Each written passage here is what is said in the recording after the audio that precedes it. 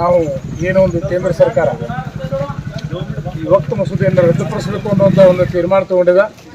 ಅದಕ್ಕೆ ಸಂಪೂರ್ಣವಾಗಿ ಕರ್ನಾಟಕದ ಪ್ರತಿಯೊಂದು ಹಳ್ಳಿಯಲ್ಲಿ ಪ್ರತಿಯೊಂದು ಮಸೀದಿಯ ಮುಂದುಗಡೆ ಯಾವ ಪಬ್ಲಿಕ್ಕಿಗೆ ಸಾರ್ವಜನಿಕರಿಗೆ ತೊಂದರೆ ಕೊಡದ ಹಾಗೆ ಇವತ್ತು ನಾವು ಅದನ್ನು ಧಿಕ್ಕರಿಸ್ತಾ ಇದ್ದೀವಿ, ತಿರಸ್ಕರಿಸ್ತಾ ಇದ್ದೀವಿ.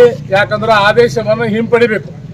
ನಮ್ಮ ಪೂರ್ವಜರೆಲ್ಲ ವಕ್ತದಲ್ಲಿ ಸಾಕಷ್ಟು ಆಸ್ತಿಯನ್ನು ಇವತ್ತು ಮಾಡಿಟ್ಟಿದ್ದಾರೆ.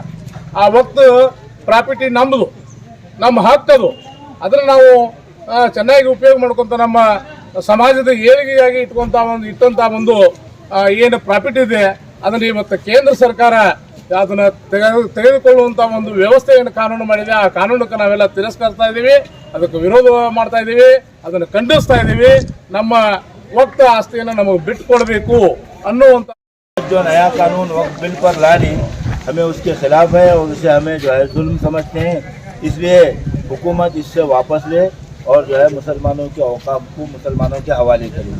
ये बात बताने के वास्ते, अपनी नाराज़गी जाहिर करने के वास्ते चैन बनाए।